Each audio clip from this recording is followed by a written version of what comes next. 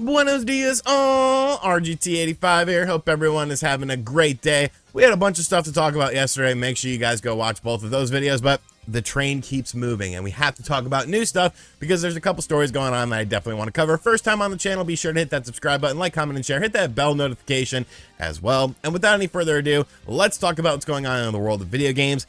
And I got to give you guys a thank you. I have to give you guys a thank you. When you look at the world, you're like, yo, world's crazy. You know, people have lost their minds. People are going off the deep end with stuff. It's just what's going to happen next. And you kind of lose faith and you lose hope in humanity. But yesterday we got news that just made me realize, you know what? There's a chance. There's a chance we're all going to become okay. There's a chance that everything is going to become all good. Because it was announced that Teenage Mutant Ninja Turtles Shredders Revenge sold over 1 million copies in its first week on the marketplace. So for the PlayStation and Nintendo platforms, it sold over 1 million units cumulatively. Of course, on the Xbox system, you had it on Game Pass, so I'm sure a lot of people went into that. And the Game Pass downloads were actually not included in that data. They came out and specified that, so good job. Good job, people. Like, I bought the game twice. I played the game on Game Pass, I bought the game digitally on the Nintendo Switch, and I bought the big, stupid collector's edition. But stuff like this is good because it shows video game companies, hey, you don't have to make all these crazy cinematic style experiences. Yes, they are good, and we do enjoy them, but not every game needs to be like that. Sometimes you got to go back to your roots and just go with a little bit of old school fun that people, you know, will resonate with. And Turtles Shredders Revenge was just such an awesome game. I did a full review of it on the channel that did very successful, so thank you guys for watching that video. But I'm still blown away by the game. Like, I still play it pretty much every day, either on the Xbox or the Nintendo Switch, and it's just so much fun. You know, it's just so much fun, and it's great to see a game like this succeed because obviously, you know, it had a lot going against it. You know, how much is the nostalgia going to play in? Obviously, it's a 2D side-scrolling beat 'em up. It's not your big open world 3D adventure, but it's seeing success. It's seeing big numbers, and that's awesome. So have you ended up picking up this game yet? If so, what did you think about it? And if not, why? Why? Buy the damn game. Just buy it, please. Do yourself a favor, do the world a favor. By purchasing Teenage Mutant Ninja Turtles Shredders Revenge, we are making for a better world, okay? Yeah. Next up, we have a little bit of interesting PlayStation news to talk about. Obviously, we're still waiting on a bit of a... Next up, we have some interesting PlayStation news that I want to talk about. A new loyalty program has been revealed for PlayStation owners. Now, of course, we're all waiting on God of War Ragnarok. We're waiting to see if there's going to be a state of play. There probably will be. I'm sure they want to show off a lot from that game, and maybe they can show off some other titles as well. But much like Nintendo, like Sony's just kind of doing their own thing. They're not sort of, you know, doing a state of play whenever they want. Nintendo's not doing a direct whenever they want, but they are including new stuff. You know, we saw Nintendo announce release dates of games, and this seems like something that could have been announced at a state of play for Sony as a new feature for PlayStation members. Hey now, you're a PlayStation All-Star, get the show on, get laid. I don't know why they said get paid. Like, I think at that time it would have been better to say get laid, but whatever. Smash Mouth sucks anyways. Or like, who listens to Smash Mouth? Anyways, let's talk about PlayStation Stars, the all-new program for PlayStation owners. So if you are a Game Pass member, it's honestly kind of similar to that. You should already know what this entails. But today I'm pleased to reveal PlayStation Stars, a brand new loyalty program that celebrates you, the player. I like to be called the gamer, not the player. Call me you, the gamer.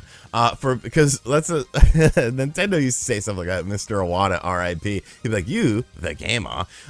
For being on this ever-growing gaming journey with us. PlayStation Stars will be free to join when it launches later this year. Once you become a member, you'll earn rewards by simply completing a variety of campaigns and activities. Our monthly check-in campaign simply requires you to play any game to receive a reward, while other campaigns require you to win tournaments, even specific trophies, or be the first player to put platinum a blockbuster title in your local time zone.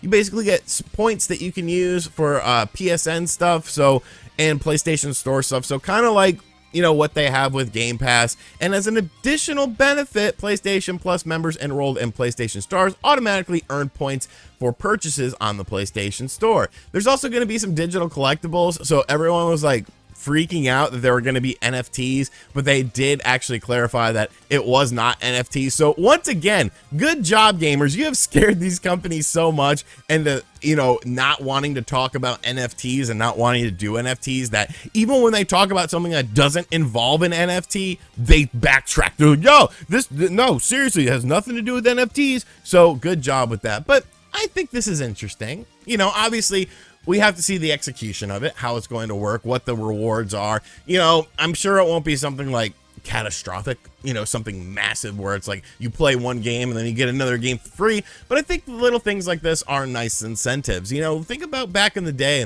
when you had the Nintendo Wii U, where you would get points, you get gold points all the time for just everything. And yes, you get it now on the eShop for the Switch, but like you could accumulate massive stuff very quickly and then end up getting a bunch of free games. So will it be similar to that, or will it be more like what Nintendo is doing now with their gold coins, and of course what Xbox is doing with Game Pass? More than likely the latter, but we got to see the rewards. But you know what, stuff like this is good. You know, you're catering to your hardcore fan base, you're catering to the people who spend money on your platforms and on your games all the time. So good stuff.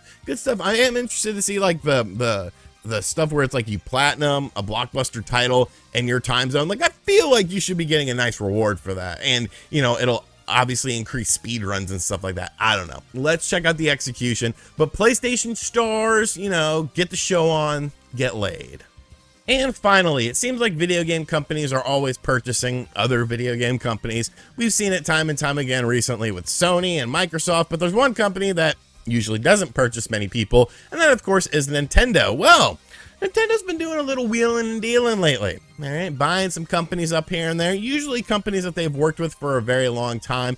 But this latest acquisition that was announced early this morning is actually kind of confusing. Like, it's kind of puzzling when you first look at it, but the more you look at it, the more it does make sense, and maybe this could mean something else is going to be happening. So the company that Nintendo has purchased is a company called Dynamo Pictures. Now, upon first inspection, you're like, Dynamo Pictures? That doesn't sound like they really do anything with video games. And when you actually look at what Dynamo Pictures has done with Nintendo before, they did the Pikmin shorts. Remember the Pikmin shorts that used to be on Nintendo's YouTube channel all the time? It was kind of like an ongoing series. Dynamo Picture actually created those. Now, obviously these videos that they made for Pikmin, these shorts, they haven't been around for quite a while, so it would be like, well, why is Nintendo buying them? You know, they did one thing for them, kind of like as a freelance thing. What else has this company done? Well, that's actually where things get a bit more interesting, because although they are called Dynamo Pictures, they've actually done other stuff within the video game industry. They've done CGI for games like Final Fantasy 13 and Final Fantasy 15. They've done motion capturing for games like Nier, which of course is coming out on the Nintendo Switch soon, and Death Stranding, which was, you know, it required a lot of motion capturing for that game. So kind of like, you know, that makes things a little bit more interesting to me. I think if they just bought the company as Dynamo Pictures and like that was it, like that would be whatever. In the press release, it basically says that the purpose of the acquisition is that Dynamo Pictures is a company that plans and produces visual content. Nintendo has decided to acquire 100% of the outstanding shares of Dynamo Pictures and make it a wholly owned subsidiary to strengthen the planning and production structure of visual content in the Nintendo group.